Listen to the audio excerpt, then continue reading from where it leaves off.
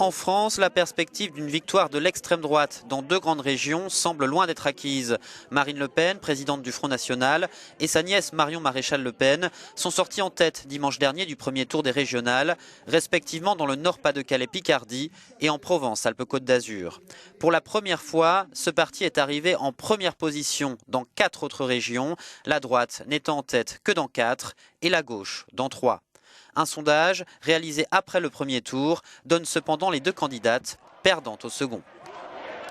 Parle-t-on du Christian Estrosi du présent, celui qui depuis quelques jours s'est transformé en candidat de la gauche, ou parle-t-on du Christian Estrosi du passé, qui lui voulait s'allier à l'époque avec le Front National de Jean-Marie Le Pen? En 88, en 91, en 92, en 93, en 98.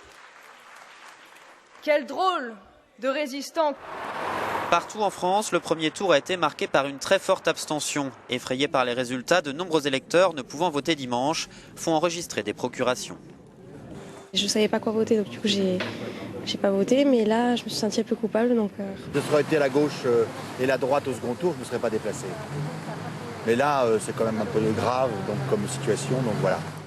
Tout dépend du report de voix d'entre-deux tours. Contrairement à la droite, les socialistes au pouvoir ont appelé à voter pour le candidat en meilleure position pour faire barrage au Front National.